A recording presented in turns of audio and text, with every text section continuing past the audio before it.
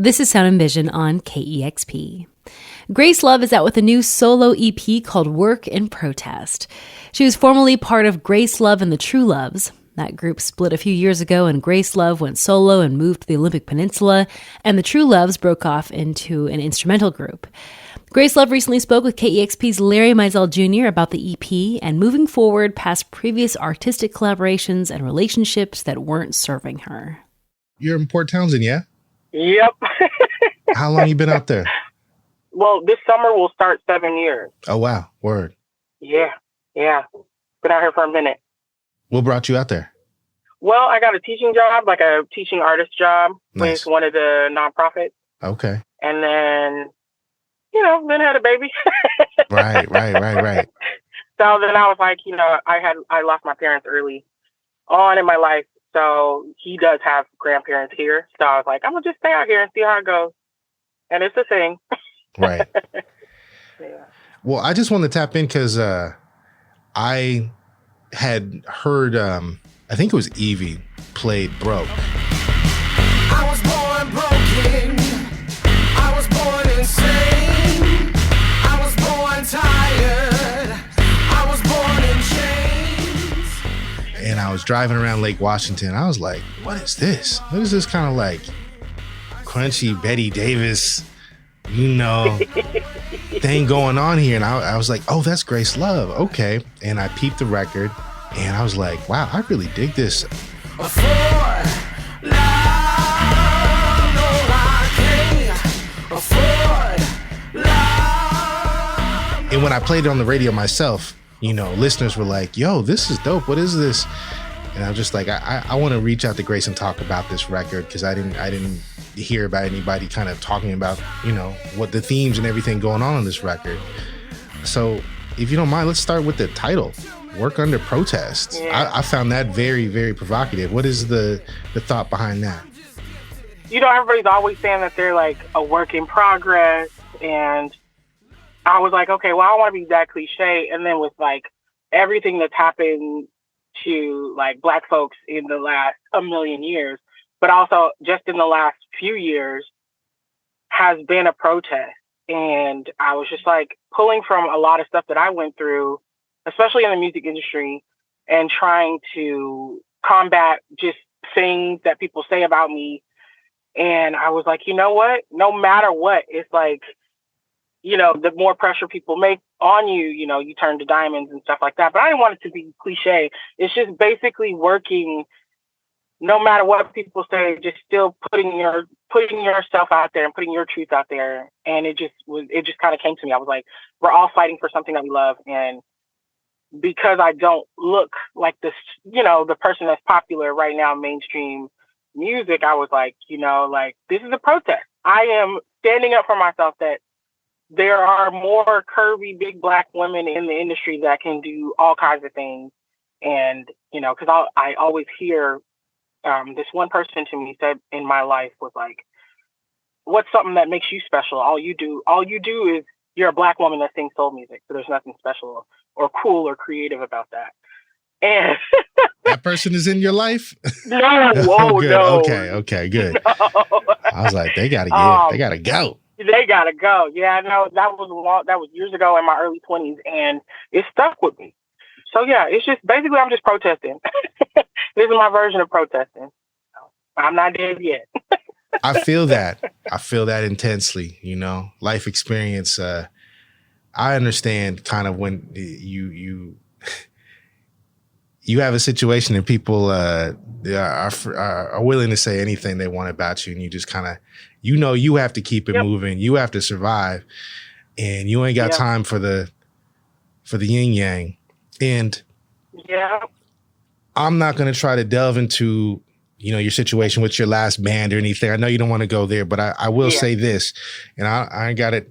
I'm not going to air all this. I'm not trying to sensationalize nothing. But I know this city and its makeup and how it tends to celebrate, like a brown person du jour, and then they will turn its back on you real quick. Yep. And nobody's, real quick. And nobody is more isolated and kind of left to fend for themselves like Black women. And I just want you to know I see you. And I felt it from that record. And I was like, I got to tap in, you know? Yeah. Yeah. Well, I appreciate you saying that. Yeah. It's, you know, it is what it is. But yeah, it was hard to have. I mean, it also all like just fell where it was. I was like, oh, okay. This was shiny. You know, people were shining in my face. They weren't actually down for me. And again, like, I'm not going into like elementary mode for nobody. And so that was what happened. That's why I like, you know, I was like, you know what? I'm better at this. I'm going to bow out. I ain't going to say nothing. That's my best defense. Facts. For sure. Yeah. Perseverance, you know, best revenge and all that or whatever. Yeah. It's not about that, but Yeah. you know. So I felt like you had so many different modes on this just real short, like EP, 4-song EP, right? Yeah. You've got that like beautiful meditative intro, which seems like it's kind of a response to some of these themes we're talking about, right? Putting out the fire, it doesn't serve me anymore. I thought that was a really powerful statement. Gotta put out the fire you started, 'cause it no longer serves me.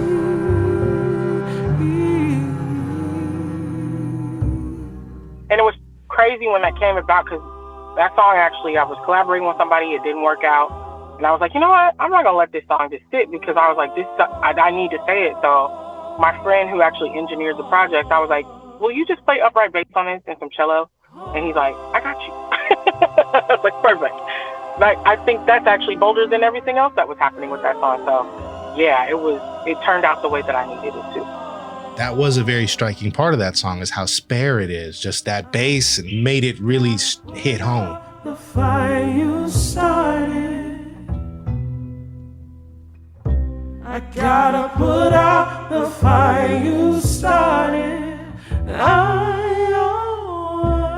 gotta put out the fire you started, 'cause it no longer serves me. And then the next track, Higher, that's like got a real disco feel. So that was like, it's a 180, but it's a fire song. It's hot, you know? Yeah. You did that. Yeah. I'm going higher, higher, higher, higher, higher. Yeah, so that song came from, it was like probably right after I left my last band. But it didn't go anywhere because I was like, I'm going to just sit on it for a minute. I was like thinking about it and I was like, you know, I wanted this to be like a 3-song EP. And then somebody was like, no, you need to add a little more zhuzh. And my publishing company at the time recently, well, they were like, well, nobody's into disco right now. What? Like, Excuse me? I was like, have you heard of Lizzo's record? Right. And I was like, oh, is it because me and Lizzo have comparatively similar things? Is that why, you know, like only one person can do that right now? So I was like, okay, I'll wait on it. And then, when this project came, I was like, okay, yeah, that's something that I want to reintroduce. And I really like that song. Maybe you thought I was gonna take it over just like any other time, but something moved in me, more precious than silver and gold. You pushed me to the brink now, I'm taking back control. I know that you're hurting, but you're living in lies. I'm going higher, higher, higher. That's a great, great, great song. And In Waiting, after that, I've been waiting all my life to feel this way. I gotta make it right. so talk to me about In Waiting. I got myself into a situationship. And I gave this person more credit than I should have. You know, but then I was like, you know, I am calling for that love that I want, that grounded, that love that makes you feel like, whoa, the earth literally is stopping and it's just us, you know. And I think that song came out of like, honestly, like loneliness. The pandemic definitely kind of rocked me with that because I like split from my son's father. Like 3 years back, and so I was just finally kind of coming back into myself. And then I got myself into a situationship, and I was like, you know what? I am just going to stop. I'm going to pace myself, and I'm going to wait for the thing that serves me and deserves me. And I think that it's hard, though, when you're in the industry, because you're just like, okay, well, who's out there for me and like wanting to be with me, but who is on the opposite side of that and who wants to take advantage of me? And so, you know, I was leveling that, but I was like, you know what? I'm still calling the love that I want. So it's just about like being even more patient than you think you can be, waiting for somebody to love you.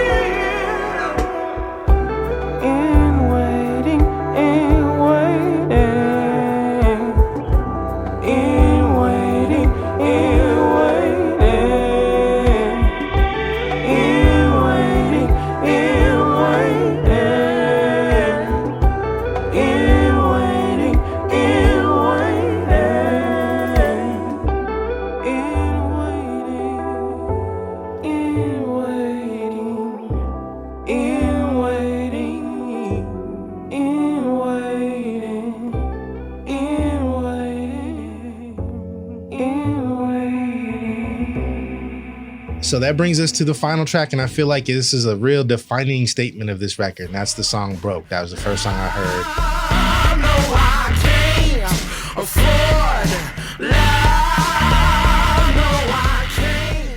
It's so dope. I'm telling you, it reminded me of some of my favorite moments. It reminded me of like Penitentiary Philosophy from Erykah Badu, and just I love when I hear sisters rock out, because that's like the mother root to me. So talk to me about that song and it's particularly its hook. I found that really powerful. Yeah. I was feeling frustrated with, again, my situationship and just anything, like, you know, friendships and everything, just like people I've been down for who just kind of like ghost me, or, you know, just all the things that I was going through. And I was like, I just can't be doing this anymore. Like, this is not serving me. But I am going to take what I need from it, you know? Like, since everybody got something to say about me, I'm going to take exactly what I need from it, okay? You think I'm greedy? Fine, I'm going to be greedy. But I'm also going to not let you in so deeply. Like, you don't get no more of me. And that's basically what that song is about. It's like, you don't get no more of me than I'm willing to give you. And, yeah, it came from rage. And also, it just, luckily enough, like, that's what I've been wanting to do for so long, is rock out. Like, that's like, yeah, my voice is soulful and all that stuff, but I've been wanting to growl for forever. You did that. It's a great sound for you, and that coming from that rage, it felt very appropriate. It felt very real, very visceral, and like needed, like your release in that. It wasn't just like, I want to make a rock song. It was like, nah, it's just needed to get this off. Yes. I'm so glad that came through, because that's exactly what it is. I was born broken. I was born insane. I was born tired. I was born in chains. And then I caught you looking my way. I said, no, baby, there ain't no way, 'cause I can't afford love. No, I can't afford love. No, I can't. Do you anticipate doing more music in that mode? Yeah, I'm working on one song right now, and yeah,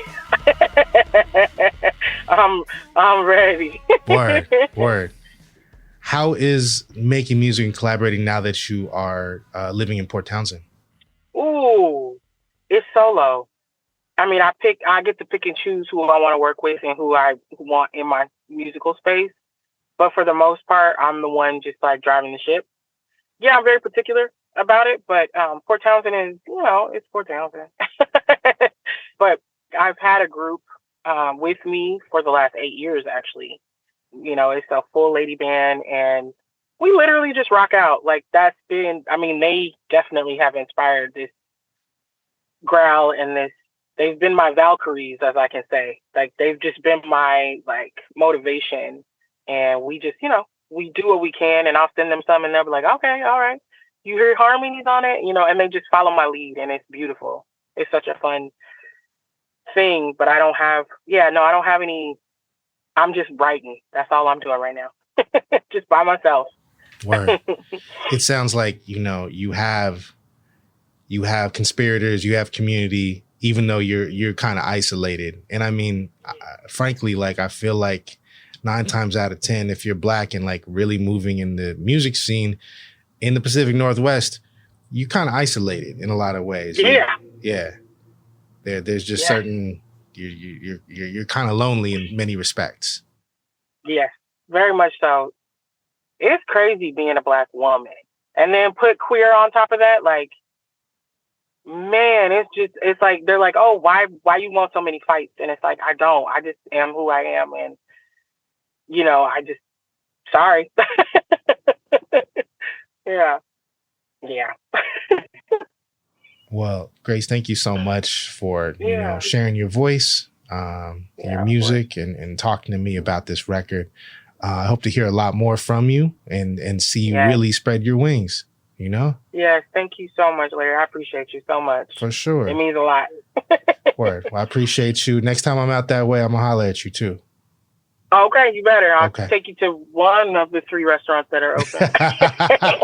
I know that struggle. From coming up there. Yeah, for sure. All right, now. All right, love. All right, enjoy the rest of your day. You too. Bye-bye. Okay, bye now.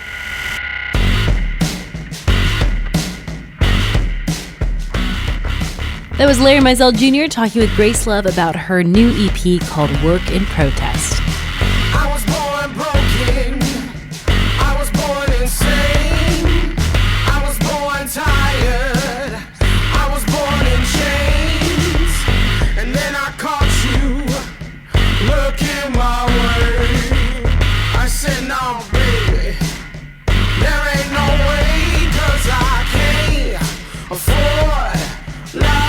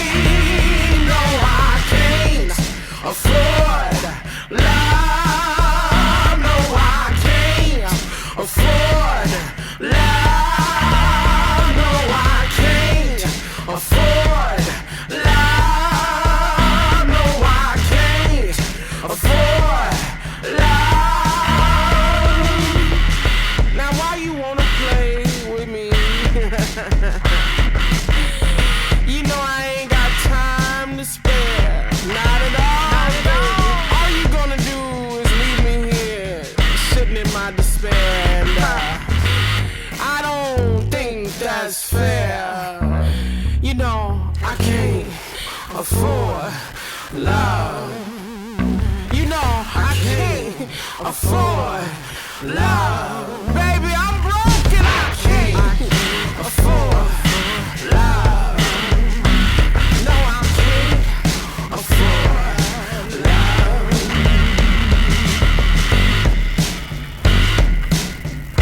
Come on. That was Sound and Vision. Please take a moment to subscribe, rate, and review this podcast, and consider giving a one-time $20 donation to help support this show at kexp.org/sound. Thanks for listening.